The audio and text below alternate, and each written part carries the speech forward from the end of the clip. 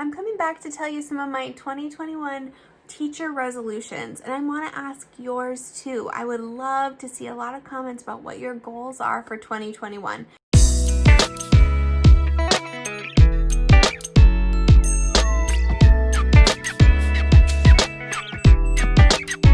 All right, hello teacher friends. Happy New Year 2021. How are you all doing? I haven't done a video in a while.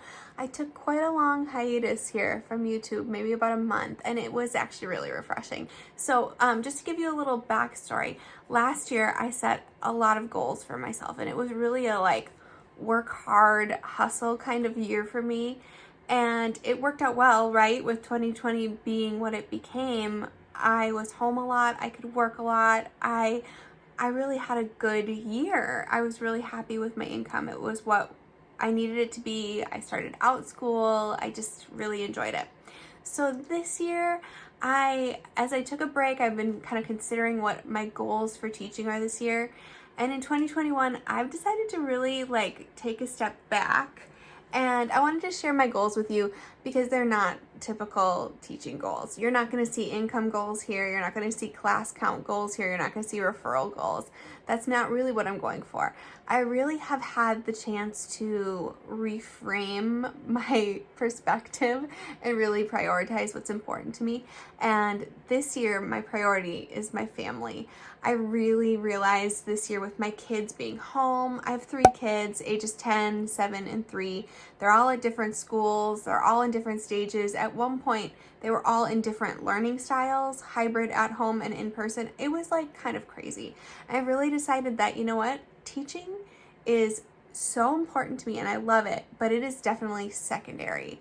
It is not as important as my family. So I am not going to hustle my butt off and work this year. I'm going to just focus on my kids. So you'll see that reflected in my goals. So I have 5 main resolutions or goals for this year. The first one is to have a healthy work-home balance. And really what that looks like for me is turning off work after 9 o'clock when my kids are home. So I work from 5 to 9 there are 2 days a week when my preschooler is at school. She goes to preschool 2 days. Those days I work a little bit longer for outschool.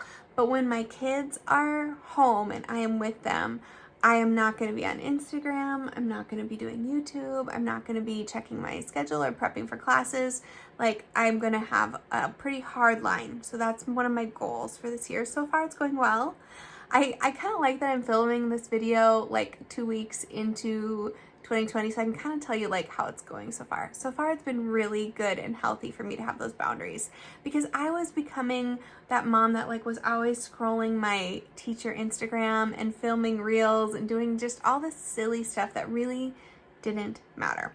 Okay, so my second goal is about reading. I don't know if you know this about me. I love to read. I read 60 books last year, which was a goal for me, and I made it.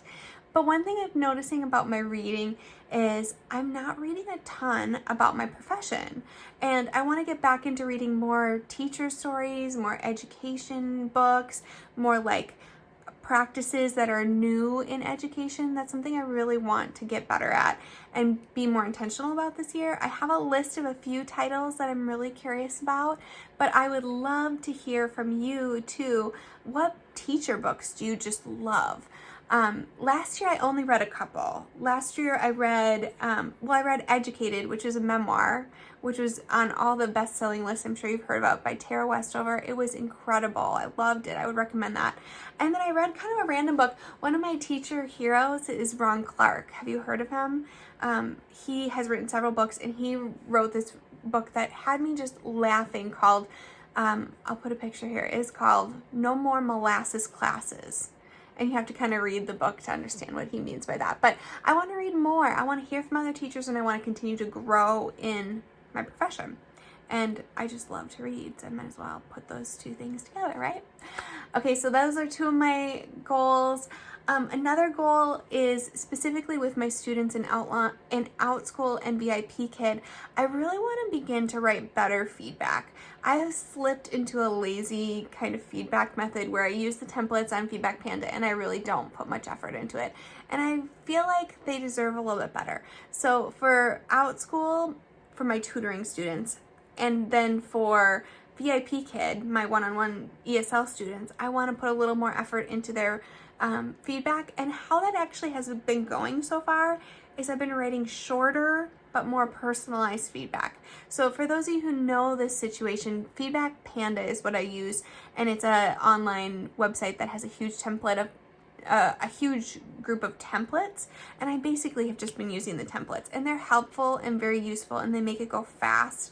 But I think in that one area, I need to balance my efficiency with the quality. I feel like I've been leaning more on efficiency and less quality, so I want to switch that.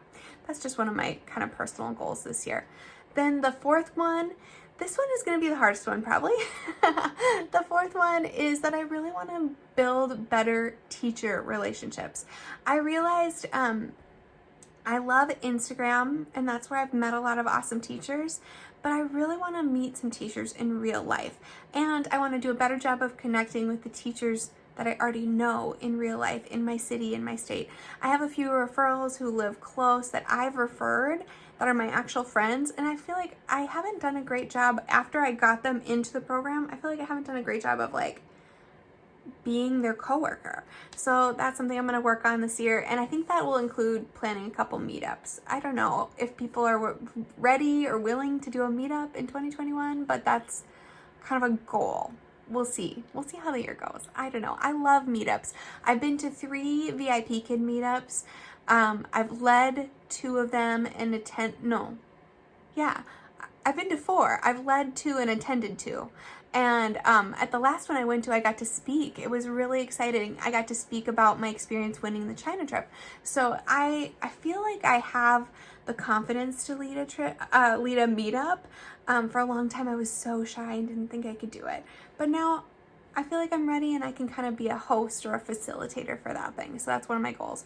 My last goal, I only am doing 5. And this one is kind of related to the first one about work-life balance. I'm going to take a full week off from all of my teaching 3 times a year, each trimester. So I just did this in December and it was so amazing. Have you heard that expression, life-giving? It has really given me a fresh take, a fresh life for teaching, because it gave me kind of clarity about what's important to me, and it made me realize I miss my students when I don't see them for a week, and I really do love this job, but I think taking a break is so important. So I'll be taking a break in April. Actually, my husband and I have a trip planned, COVID pending, April, August, and December.